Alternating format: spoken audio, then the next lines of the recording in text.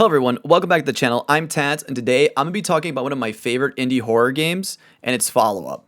I only started PC gaming in 2020. I'm not kidding. I legitimately did not have a gaming PC until I was near my 30s. But now that I do, my Steam library is packed with a variety of games. Some will stick out more than others. One in particular, one game that I absolutely loved was Sense, a Cyberpunk Ghost Story by developer Zuzaku. I won't get into too much what this game's about, but it's a 2.5 side-scrolling horror game with a cyber twist. And don't think Cyberpunk, this is way better. I like a lot about this game, from the story, the character design, and even the atmosphere. It's just, everything is so great.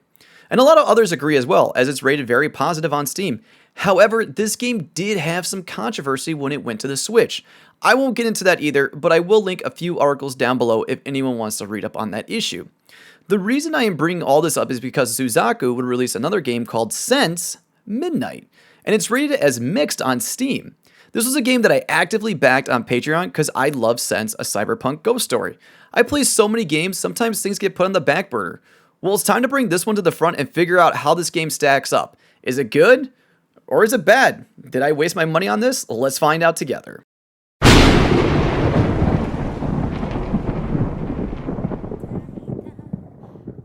I start up the game and I'm greeted with the starting menu. Aesthetically, I really like it and the music fits really well. I adjust a few settings and I start my first playthrough.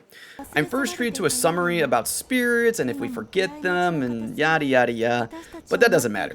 We then switch to a POV of someone crawling through a tight space while some group chat is displayed.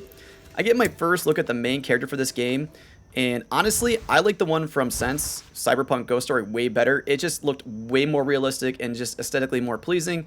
The only thing that stands out about this one is the jacket, which I really want. After that, I get control briefly, and I'm not gonna lie, the controls are kind of backwards, kind of janky, not really the greatest. And I get what the devs were trying to accomplish with the camera angles, but this is gonna be rough. I get a quick breakdown of the in-game mechanics and my first objective, then it's off to find the elusive midnight door. Well, before I really start to explore, I notice a shiny on the ground, and I'm informed it's a gacha token. Also, what do you know, there just happens to be a gacha machine right in the park, and in exchange for 12 tokens, I get a bathing suit. Yeah, that's right, I get turned in 12 tokens and get a nice bathing suit for our main character, who I'll refer to as K for the rest of the story. And you better believe I'm going to give into the fan service for this one. Now the basics are out of the way, it's time to find the exit for an escape plan. I take this time to walk around the park, find a few more tokens, and some more about the midnight door. I guess there's this random door in the park that has supernatural ties, and something happens at midnight if you take a picture with it. As I explore more, I learn how my PDA can sense weak spirits in the area that the naked eye can't see. I'm guessing this will come into play later. I go back to exploring and finally find the Fable door, which is just half a wall with a door. This is the midnight door? Oh yeah, and some spirit shows up behind us. No big deal. I'm supposed to do a ritual at this door, but still need to find my exit. I happen to find a code on a table, 4608. I snap a picture because I know I'll need this later. I go deeper into the park to find a long, forgotten phone booth. I wonder how many of you will remember those. If you do, comment down below phone booth or carrot head. Just a little bit further is my planned exit, but it seems to be locked. I'm informed by my group chat to do the ritual, then come back. Before doing this, I turn in my gacha coins as I have a limited inventory. I can legit only hold 4 things at a time, and I'm told to leave items on the ground for later. Of course, when I go to turn in my token, more spirits show up. It legit looks like I'm following the spirit back to the gacha machine. Does the spirit maybe want a swimsuit too? After that brief jog, I'm only 9 tokens away from walking in the park in a swimsuit. Now it's time to return to the Fable midnight door and conduct this ritual. I approach the door, and right before I kick off the fun, someone has hacked the group chat telling me not to open the door.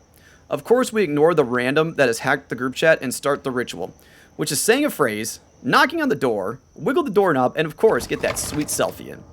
After all that, I guess nobody was home. I'm instructed to find a way out, but I should have waited at the door, cause I guess someone was home. I used the code found earlier to open a section of the park. I guess I should have waited at the door, cause someone definitely was home. Now the door is open, more spirits appear, and I guess the ritual worked. I'm informed to head to the shrine at the top of the park and wait for help. Of course, as soon as I start moving, the spirit I ding-dong ditch isn't happy and chases me down. I'm told to run, and I died 3 times. I was instructed to run and was still caught. I thought maybe using the camera would help, but then I thought, well, maybe I should just zig and zag. Of course, that would be the answer to the chase scene. I finally avoid the spirit and make my way to the shrine. I just want to take a quick moment to say, while recording this video, Zuzaku actually had a major update to the game, which I think is great to see. It looks like a lot was added and changed and some stuff was fixed. I'll leave the patch notes on screen for a moment, pause to read at your leisure if you want to know what changed. Now back to the Midnight Madness. At the shrine, I still have little clue to what's going on or how to get out. I find a special charm that will ward off the spirits I've awoken. They weren't kidding about the spirits being everywhere, and right off the bat they are annoying and it appears won't go away. I'm given instructions I can hide to avoid detection and regain health. Since I wasn't really sure what to do, I thought I'd go turn in my gacha coins to free up some inventory space. I really wish I hadn't, because the floating spirit has made it return and this is going to be a pain. There's no way to get rid of it that I can tell right now, and the special charm will let me escape its grip. However, if it grabs me and I have no charms, it's game over. Also, side note, I learned to save often after this point as to not lose massive progress. After restarting back at the shrine, I explored some new areas like a bathroom and a vending machine. As far as I can tell, I need to solve a puzzle for the bathroom, burn some creepy bugs, and find the missing gear to open the west gate. Now that I had some indication on what to do, I took the coins to the gacha machine because I needed the inventory space. I kept running around and managed to find a rag on the playground. I soon figured out I needed the bottle from the vending machine to take care of the odd bugs on the fence. So I chose to tackle the water pipe bathroom puzzle since I had the wrench, and this seemed like a very easy puzzle. I was so wrong. This puzzle had so many issues. The first problem I had with it was glitches. I don't know what caused it, but majority of the time I would only let me use one pipe and I couldn't exit. I had to force quit the game a few times. I pushed through the glitches trying to figure out the puzzle though. And one of the texts said only one pipe had to be at 100%, and it could be any of them. That was wrong as well. I set it to the middle pipe would be the one, and Steam released didn't hurt me. It said I could be any pipe. Turns out the furthest pipe from the right had to be the one at 100%. I went into the bathroom and all it did was turn on the water. I really hope we need this for later. Now it's time to go find 2 more coins to get a bottle. After the struggle of the pipe puzzle, I went back to looking for the coins to buy the beer. I wandered around forever and turned up nothing. At this point, I'm not gonna lie, I broke down and I looked for a guide for help. Turns out there's 2 areas that I missed, and honestly, I think anyone would miss them. The first is a second gate next to the one that leads to the shrine. Here I found a few more items, screwdriver, duct tape, and another coin. The other one, I don't know how anyone would discover this with the way the camera angles are when you move around this game. Like how? What indication is there that you can go back there? None. This was very frustrating, but I finally found the last coin for the beer. I took the coin, placed it in the machine, and finally made the Molotov to burn the bugs. As soon as I enter the cage, some ghost nearly takes me out. I run down to the inn, grab some random item, zero clue what this is for, and no idea what to do next. And again, the ghosts nearly take me out as I figure out what I should do. Once I was safe, I closely examined the bloodstained card I had picked up and realized it was the security pass to open the west gate. So I went back over there and see what would happen. I'm told there's too much blood on it and I need to clean it. Thankfully, we already finished the pipe puzzle and we have a way to clean the card. So I run over to the water fountain, clean it off, and I'm informed there are numbers on the back. Well, it's time to open the closet next to the bathrooms now. Once inside, I find a pair of bolt cutters to unlock another area. This is where a lot of running back and forth will come in. Between the limited inventory slots and the multiple items needed, this is going to take a hot minute. I run over to the lock gate, cut the lock, and explore this new area. I find some odd can and an arcade machine. I now run back to the west gate to try the security card, and this causes some kind of malfunction. So now I have to head back to the last area I was in, use the screwdriver on the panel, and need items to fix it. I need a battery, a cap, duct tape, and wires. Well, I already have the duct tape, and I know where the battery is. I left the cap back in the closet where I got the bolt cutters.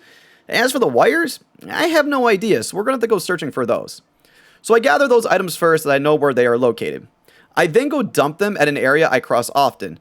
I go get the cap, then the battery, and I drop them all at the panel so I can go hunt for the wires. While searching for the wire, I found another key item and a use for another item. Remember how we found that tub of unknown liquid over where the shack was to repair the panel? Well, apparently that was lubricant, and it's used in this crank-like toy that we found in the park.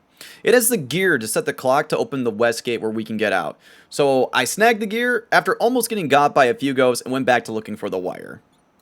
I will admit, I was stumped as to where the wire could be to finish the panel puzzle, and as a result, I stopped recording my attempts to find it since it was taking so long. I looked everywhere and eventually found it back where the security card was originally found. It's easily missed since the segment when you first arrive here forces you out when the ghosts chase you. Now that I have the wire, I've set the gear in the clock to 4 a.m. and it's time to finish the electrical panel puzzle. This was another tough one. I wasn't really sure what it wanted me to do, and I ended up just flipping wires till it looked right. Eventually I got it and the ending cutscene triggered. I'll let the entire thing play out, credits included, then we'll come back and rate the game, so stick around.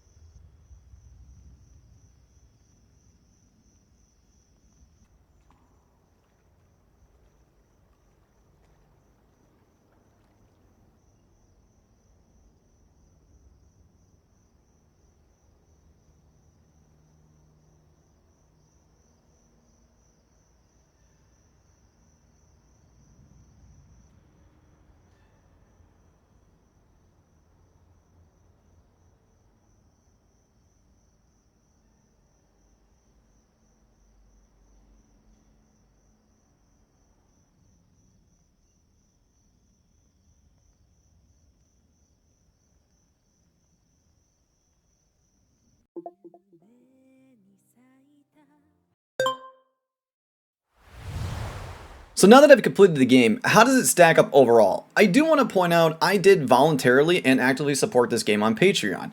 My name does appear in the credits, and I supported it nearly for the entire development cycle. So this review and rating is based on my experience of the game, and this is how I'm going to rate it. It's going to be on a scale of 1 to 10, with 10 being the best of course, and the following categories I'm going to cover: soundtrack, graphics, gameplay, story, and then I'll give you some final thoughts. So let's start with soundtrack. Overall, I'm going to give the soundtrack a 7 out of 10. The menu and ending music were absolutely phenomenal. That alone gives it a 7 out of 10. I don't have too much to comment on the in-game sound effects. Just the starting menu and end-game music were just top-notch, and I really enjoyed it. For the graphics, they're going to get a 5 out of 10. I really didn't want to compare this to Sense, a Cyberpunk Ghost Story, but I can't help but do that. I feel this was a step back for this game. That could have been due to funding, time constraints, but the graphics from Sense, a Cyberpunk Ghost Story, are far better than this one. And that's nothing against the developer. Again, there could be any number of reasons why they didn't stack up to the previous game. I just prefer the look of Sense, a Cyberpunk Ghost Story, over Sense Midnight. I did like the main character though. They did a very well job with that. Let's get into gameplay. Gameplay will get a 6 out of 10. The gameplay was unique in its own right. The puzzles could be frustrating at times, and finding the items were not easy. I wasn't really a fan of the camera angle used while running around the park, but I get what the goal for that was, to give you that unease of not knowing what's coming. It just made it hard to run away from the ghost that could one-shot you, and the camera changing all the time made it hard to run away. So, not too much to comment on that. It was pretty straightforward. You walked around a lot of tough puzzles and got out. So for story, we're going to give it a 6 out of 10. Overall, it's through a lot of text messages and other lore found in the game. I didn't mind this, but I also didn't seek out the optional lore, and you do gotta play New Game Plus to kind of get more, it seems like. I will point out mining was definitely the bad one, and based on Steam achievements, playing this game a few more times will unlock further story. For example, there was a red door I kept coming across in the game. There was some key for it, but I have no idea where it was. So, maybe a couple more playthroughs, but I really don't see myself doing that. So overall, I'm extremely happy I backed and supported this game. I've talked to the people behind Suzaku Games, and they are wonderful people. Do I think this game slipped a bit? Yeah, of course. But you know, it's not easy making a game, and at the end of the day, they stuck with the project to the end, and I think that's awesome. I really do hope they develop more games, as I would like to see more from them. I know they can craft a wonderful story with awesome gameplay. And if you made it this far into the video, I really appreciate it. It means a lot. If you haven't already, consider subscribing to the channel or give this video a thumbs up. I make a wide variety of content on Twitch and YouTube, and I appreciate you. So catch me there, and I'll catch you in the next game.